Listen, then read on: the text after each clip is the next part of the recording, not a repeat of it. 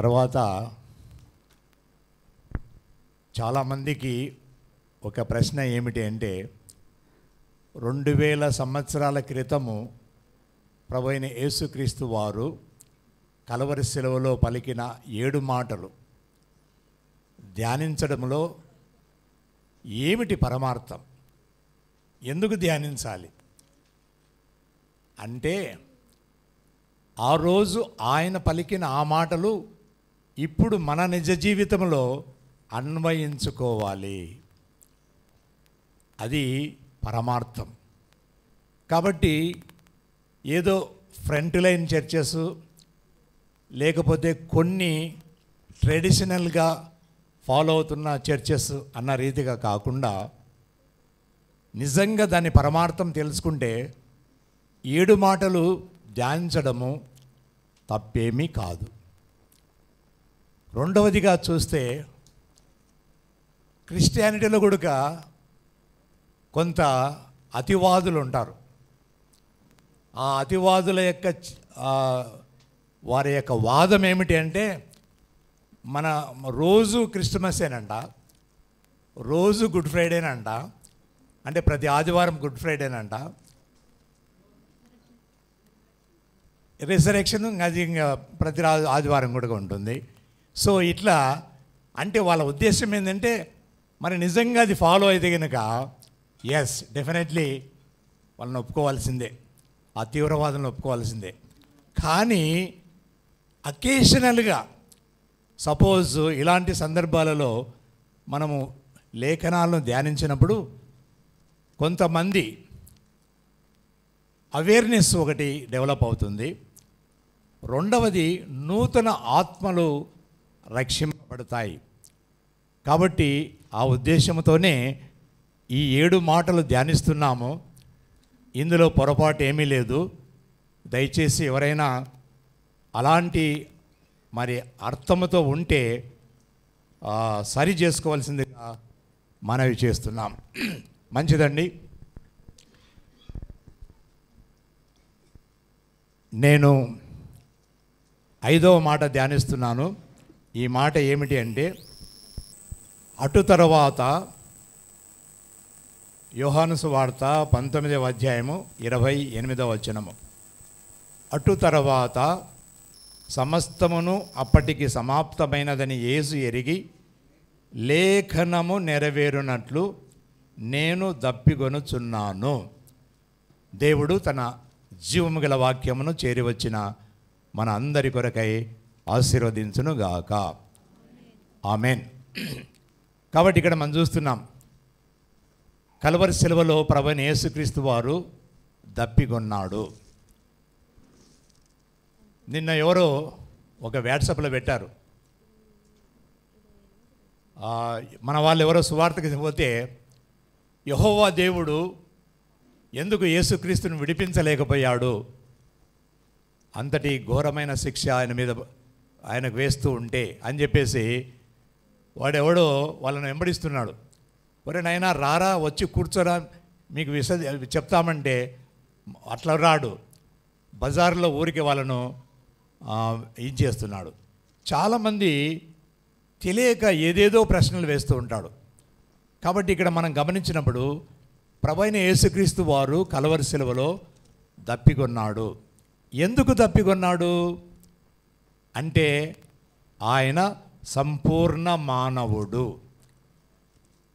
ఆయన దైవాంశ సంభూతుడు, మానవాతీతుడు.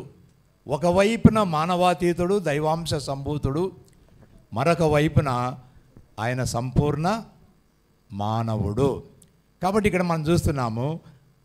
కాబట్టి మానవుని యొక్క లక్షణం ఏమిటి? మానవునికి కొన్ని బలహీనతలు ఉంటాయి. ఆకలిగా ఉంటాడు, దప్పికగా ఉంటాడు, నిద్ర వస్తుంది, అలసట వస్తుంది. ఇలాంటి బలహీనతలు మానవునిగా ఉంటాయి.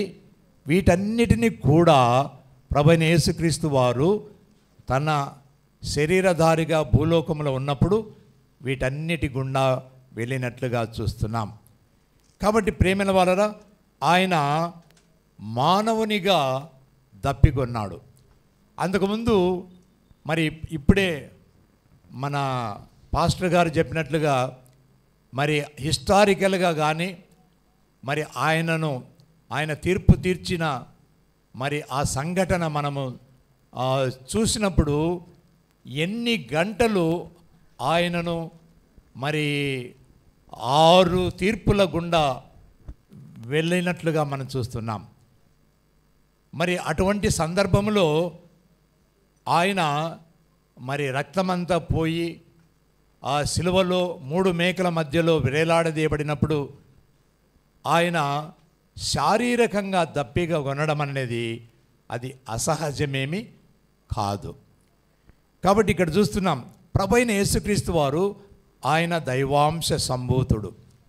ఎందుకంటే సమరయ స్త్రీతో ఏమన్నాడంటే, నేనిచ్చు నీళ్లు త్రాగువాడెప్పుడు దప్పికొనడు అని చెప్పేసి అన్నాడు.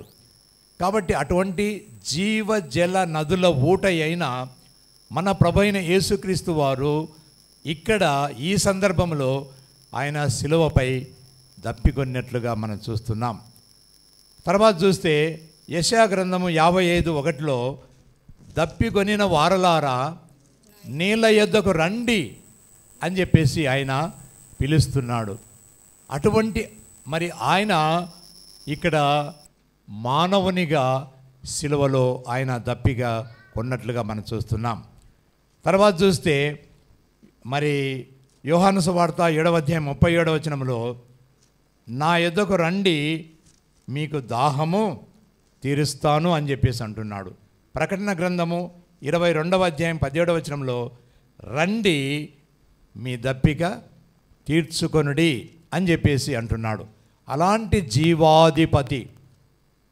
జీవాధిపతి ఇక్కడ సిలువలో ఆయన దప్పికొన్నాను అని చెప్పేసి అని అంటున్నాడు. కాబట్టి ప్రేమైన వాళ్ళరా, ఆయన సంపూర్ణ మానవుడు, ఆయన దైవాంశ సంభూతుడు, మానవాతీతుడు. కాబట్టి ఇక్కడ మనం గమనించినప్పుడు ఈ లేఖనాన్ని ధ్యానిస్తూ ఉండగా లేఖనములు నెరవేర్చుట కొరకు అని చెప్పేసి మనం చూస్తున్నాం.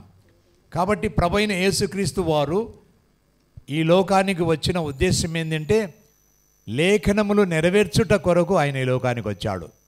అందుకొరకే ఆయన మత్తయి సువార్తలో చెప్తున్నాడు, ధర్మశాస్త్రమునైనను దానిలో ఉన్న పొల్లైనను తప్పిపోకుండా ఆయన నెరవేర్చినట్లుగా మనం చూస్తాం.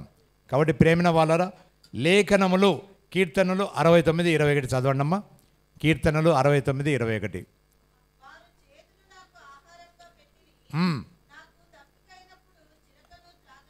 నాకు దప్పిగైనప్పుడు చిరకను త్రాగనిచ్చిరి. ఒకవేళ ప్రభువైన యేసుక్రీస్తు వారు ఆయన దప్పికొన్నాడు, దప్పిక తీర్చమని క్రిందకు చూచి, ఇప్పుడే మనం చూసాం, డైరెక్షన్లు కూడా చూస్తున్నాం. 4వ మాట ఆయన ఎక్కడ చూశాడు? మళ్ళీ పైకి చూశాడు.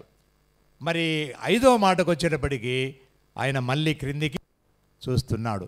క్రిందికి చూసి దప్పికొనుచున్నాను అని చెప్పేసి దాహానికి అడిగినట్లుగా మనం చూస్తున్నాం. కాబట్టి ప్రేమిన వలన లేఖనములు నెరవేర్చుట కొరకు ఆయన మరి దప్పిగా కొన్నాను అని చెప్పేసి ఆయన అడిగినట్లుగా మనం చూస్తున్నాం.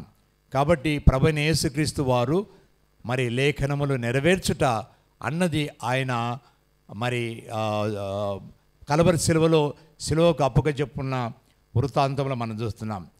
తర్వాత చూస్తే మానవ హృదయము ఎంత కఠినమైనదో అక్కడ ఒక పరీక్ష ఉంటున్నది. ఎందుకంటే ఆయన దప్పిగా కొంటున్నాను అని చెప్తే కనీసము ఒక మానవ దృక్పథముతో మరి ఆయన నీళ్ళు ఇవ్వలేదు, కానీ ఏం చేశారంట? చేదు చిరకను ఇచ్చినట్లుగా చూస్తాం. అది కూడా లేఖనములో చెప్పబడిన మాటే. తర్వాత చూస్తే ఆయన మరి మానవునిగా ఆయన నిజంగానే దప్పిగా కొన్నాడు. తర్వాత చూస్తే మరి ఆత్మీయమైన దప్పిక, ఇక్కడ మనం చూస్తే శారీరమైన దప్పిక ఆయన దప్పికొన్నానని చెప్పి అడగడంలో ఆయన ఆత్మీయమైన దప్పిక కూడా మనం చూస్తున్నాం. చూడండి, కీర్తనలు 42వ అధ్యాయం 1వ వచనము. కీర్తనలు 42:1. ఆశపడునట్లు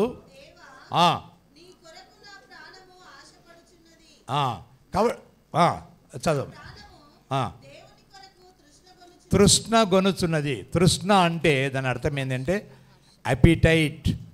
కాబట్టి ఆయన మరి దేని కొరకు తృష్ణ కొంటున్నాడు అంటే నశించిపోయే ఆత్మల విషయమై ఆయన తృష్ణ కొనుచున్నాడు. అందుకొరకే ఇప్పుడే పాస్టర్ గారు చెప్పినట్లు మొట్టమొదటి మాటలో క్షమను గురించి ఒక విషయాన్ని మనం చూసాం. అంతకుముందు ఆయనను హింసించిన వారు, దూషించిన వారు, వాళ్ళంతా ఎవరట? తెలియక చేసిన వారు, ఎరుగక చేసిన వారు. కాబట్టి వాళ్ళను క్షమించమన్నట్లుగా అందుకొరకే ప్రభువైన యేసుక్రీస్తు వారు ఈ లోకములో పాపిని ప్రేమించాడు, పాపాన్ని ద్వేషించాడు. కాబట్టి పాపిని, నశించిపోయే పాపులను ఆయన ప్రేమిస్తున్నాడు. కాబట్టి ఎవరైనా మనిషి, మరి జనులందరూ కూడా పాపములో పుట్టి పాపాన్ని తిని త్రాగుతూ పాపములో మరణిస్తే పాప ఫలితము నిత్య నరకాగ్నిగుండము. కాబట్టి ఆ అగ్నిగుండానికి ఆహుతి అయితే లూకా సువార్తలో చెప్పబడిన ప్రకారము ధనవంతుడు అగ్నిగుండములో మరి ఆయన అలమటిస్తూ ఆయన ఏమంటున్నాడు చెప్పండి? లాజరును పంపించి నా పెదవులను ఒక చిటికెన వ్రేలుతో నా పెదవులు తడపమని అడుగుతున్నాడు. అంటే నరకములో దాహార్తి, నరకములో అంత వేదన ఉంటుంది అని చెప్పేసి మనం అక్కడ చూస్తున్నాం. కాబట్టి ఆ నరక యాతనను తప్పించడానికి ప్రభువైన యేసుక్రీస్తు వారు ఆయన కలవరి శిలువలో ఆయన దాహము పొందినట్లుగా మనం చూస్తున్నాం. కాబట్టి ప్రేమైన వాళ్ళరా, ఇక్కడ మనం గమనించినప్పుడు ప్రభువైన యేసుక్రీస్తు వారు ఆయన లేఖనములు నెరవేర్చినట్లుగా ఆయన దాహము కొన్నాడు. రెండవదిగా చూస్తే ఆయన ఒక మానవుడు కాబట్టి మరి సహజంగా ఆయన అంత శ్రమ పొందిన తర్వాత, అంత వేదన పడిన తర్వాత ఆయన దాహము పొందినట్లుగా మనం చూస్తున్నాం. తర్వాత చూస్తే చూడండి, మత్తయి సువార్త 5వ అధ్యాయం 6వ వచనము. మత్తయి సువార్త 5:6 వచనము. నీతి కొరకు ఆకలి దప్పులు గలవారు ధన్యులు. కాబట్టి ఇక్కడ మనం చూస్తున్నాం, మనము కూడా ఇప్పుడు మనకు ఏమిటి, నేను చెప్పాను కదా ఇంతకుముందే, మనము అన్వయించుకోవాలి. అప్పుడు 2000 సంవత్సరాల క్రితము ప్రభువైన యేసుక్రీస్తు వారు కలవరి శిలువలో ఆయన దాహము కొన్నాను అని చెప్పేసి అంటున్నాడు. కాబట్టి ఆయన దాహము మరి పాపులను రక్షించుట కొరకు ఆయన దాహము. మరి ఇప్పుడు మన దాహము ఏమిటి అంటే నీతి కొరకు. కాబట్టి నీతి నిమిత్తము మన యొక్క దాహము ఉండాలి. కాబట్టి నశించిపోయే ఆత్మల విషయమై మనము దాహార్తి కలిగి ఉండాలి. కాబట్టి ప్రియమైన వాళ్ళరా, మరి మనకు సంబంధించిన వారే, మన రక్త సంబంధీకులు ఎంతోమంది ఈ సత్యాన్ని తెలుసుకోలేక, ఈ రక్షణను ఎరగలేక వారు నశించి నరకాగ్నిగుండానికి ఆహుతై ఉండగా, ఆ అగ్నిగుండము నుంచి తప్పించే బాధ్యత దేవుడు మన మీద ఉంచాడు. కాబట్టి మరి నశించిపోయే ఆత్మల విషయమై మనము మరి ఆకలి దప్పులు కలిగి ఉండాలని చెప్పేసి మనం చూస్తున్నాం. ప్రేమైన వాళ్ళరా, ప్రభువైన యేసుక్రీస్తు వారు శిలువలో పలికిన 5వ మాట, అందులోని పరమార్థము ఆ విధంగా ఉంటున్నది. మంచిదండి, థ్యాంక్ యూ.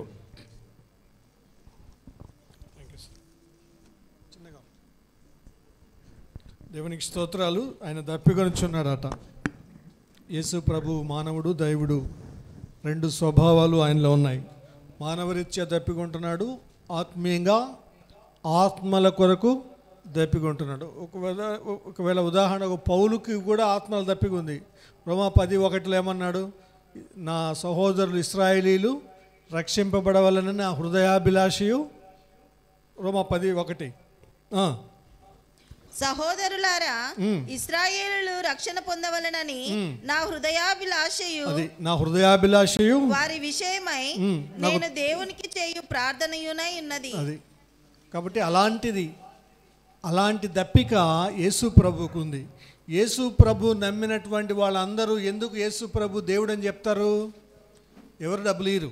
చాలామంది ఏమనుకుంటారంటే బ్రిటిషర్లు, నేను కూడా యేసు ప్రభు నమ్మకం ముందు అనుకునేవాడిని, వీళ్ళకి మత ప్రచారానికి డబ్బులు ఇస్తారు కాబోలు అందుకే మత ప్రచారం చేస్తారు అని. మత ప్రచారం చేయరు క్రైస్తవులు. యేసు ప్రభు ఏం చెప్పాడంటే, నిన్ను వలే నీ పొరుగువానిని ప్రేమించుడి అని చెప్పాడు. కాబట్టి నన్ను వలె నా పొరుగువాన్ని ప్రేమించడంటే ఏం తీసుకోవాలంటే, నేను రక్షించబడ్డా, నా పాపాలు క్షమించబడ్డాయి, నేను చనిపోయిన తర్వాత ఎక్కడికి వెళ్తాను? పరలోకానికి వెళ్తాను. నా పక్కన వాడు ఇంకా యేసు ప్రభు నమ్ముకోలేదు అంటే అతని పాపం ఇంకా క్షమించబడలేదు. చనిపోయిన తర్వాత ఎక్కడికి వెళ్తాడు? దేవుడు లేని స్థలం అంటే నరకానికి వెళ్తాడు. కాబట్టి నేను అతన్ని ప్రేమిస్తున్నాను కాబట్టి ఏం చేయాలి? నేను ఇప్పుడు చేయాల్సిన మొదటి పని ఏంది? బాబు, నువ్వు యేసు ప్రభు నీ కోసం నిన్ను ప్రేమించి, నీ కోసం పరలోకం మహిమను విడిచి, నీ కోసం శిలువ మ్రాను మీద చనిపోయి రక్తం కాచి మరణించి సమాధి చేయబడి తిరిగి లేచాడు. ఆయన యందు విశ్వాసం ఉంచితే నీ పాపము క్షమించబడుతుంది, నీ పేరు జీవగ్రంథమందు వ్రాయబడుతుంది, నీవు పరలోకానికి వారసుడవుతావు. అది నా దప్పిక. కాబట్టి నేనేం చేస్తున్నాను? సువార్త ప్రకటిస్తున్నాం. సువార్త ఊరికే పని లేక పొద్దుబోక కాదు ప్రకటించేది, మెహర్బానీ కోసం కాదు ప్రకటించేది. అలా ఒక్కొక్కరు యేసు ప్రభు నమ్మితే పరలోకంలోకి వెళ్ళిన తర్వాత వాళ్ళు సంతోషించడమే కాక దేవునితో యుగయుగాలు మనకేమిస్తాడు? దేవుడు బహుమానం ఇస్తాడు. ఆ బహుమానాన్ని దృష్టిలో పెట్టుకొని ఇక్కడ భూమి మీద ఇచ్చే తుచ్చమైనటువంటి ఏవో ఇస్తారని కాదు, ఆశ కాదు, ఏమి ఇవ్వరు. ఎవరైనా ఒకవేళ ప్రలోభ పెట్టి, వాళ్ళకేంటి ఆశ? ఎవరైనా ఇస్తున్నారంటే వాళ్ళకి బహుమానం వస్తుందని. ఇప్పుడు బైబిల్స్ ఉన్నాయి. ఒక బైబిల్ ప్రింట్ చేయడానికి 600-800 ఖర్చు అవుతుంది, 300కి అమ్ముతున్నారు. ఎందుకని? దాని వెనకాల ఎవరో త్యాగం ఉంది, దాని వెనకాల ఎవరికో బహుమానం ఇవ్వాలని. కొత్త నిబంధనలు ఇప్పుడు నేను మీకు ఇస్తాను, వెళ్ళేటప్పుడు ఎవరైనా బైబిల్ లేకపోతే ఫ్రీగా ఇస్తాం కొత్త నిబంధన బైబిల్. దాని వెనకాల ఎంతోమంది త్యాగం ఉంది, ప్రేమ ఉంది, అర్థం చేసుకోవాలి.